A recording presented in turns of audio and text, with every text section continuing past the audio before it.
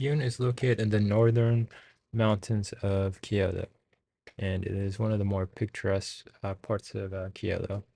So, if you want to go to a really nice town in the mountainside, this is a place to go.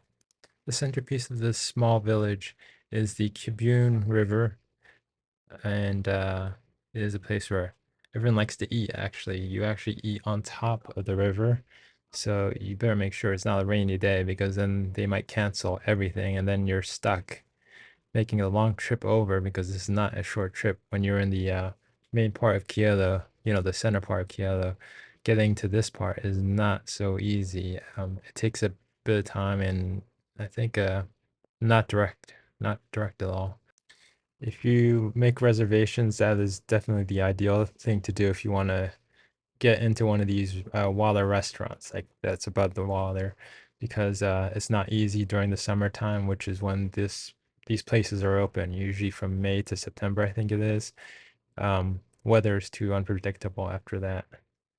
Kawadoko is the process of eating on top of the river, and you're actually on a wooden platform while you're on top of the river. When we were in Kibune, it was really hard to get a reservation. Like we couldn't make one because we're not Japanese and we don't really speak the language. So we were kind of lucky. We actually got one, but we had to wait at the end of the line. It was pretty big, and it was around after 12 o'clock in the afternoon.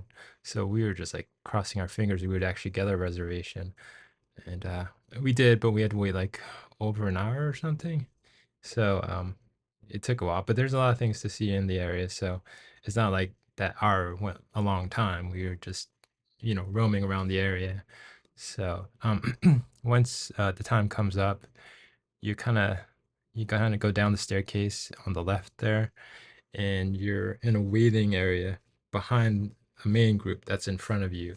And those people are like sitting down with their chopsticks trying to grab these noodles as they're sliding along these three canals, mini canals that they're kind of swooping from left to right.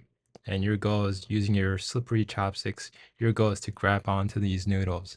I think they're like 11 noodles you get to pick from. But if it was me, I managed to get two, I think. Fortunately, my wife was around, so she grabbed the other, like, I think she grabbed other people's noodles because, like, it was hard to grab the noodles. They're going by at a quick rate. Um, you need kind of some chopstick skills, like who's that Karate Kid? The Asian guy in the Karate Kid. You know how he caught the fly. Well, you kind of need those type of skills because it's not easy, as you can tell here. I actually had to use my fingers, which isn't sanitary, but you gotta do what you gotta do sometimes. So after a few rounds, I kind of gave up and let my wife handle it because she's way better with chopsticks than I am. I'm more of a fork, knife, spoon guy, being raised in the US. So she did a better job than I did. And but truthfully, to grab 11 noodles in like 3 minutes or something, or less than 3 minutes, is a huge task. And you really, if you're gonna do something like this at this type of restaurant, get your chopstick skills in order because if you don't, you're gonna look like that, and most likely you'll miss it too. So while it was a fun thing trying to grab these noodles at the restaurant, if your chopstick skills are poor, I don't recommend you going to a place like this because you'll end up getting no noodles, and the portions aren't exactly big. You see that cup right there? It's a small cup, and you're just kind of grabbing this little amount of noodles each time. And if you're lucky, you grab them all, but I don't think many people did. And the good thing is, even if you miss the noodles, you got these nice views of Kibune River, the little waterfall here, and you see those people up there. They paid more for their meal. I think it's more of a course meal over there, but I don't know for sure. So they get a nice view up there, and I don't know if they get air conditioning. I don't think there's any air conditioning in any of this. Um, but it's no matter where you are, you get nice views.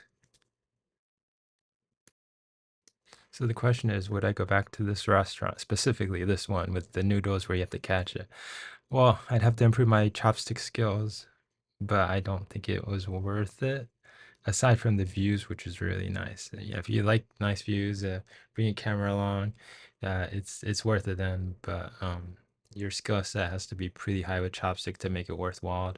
And the noodles were good, but not for my skill set. If I were by myself, I wouldn't gotten any. I got one patch of noodles. That was my catch. Um, Someone saved my life for the noodles, and it wasn't me.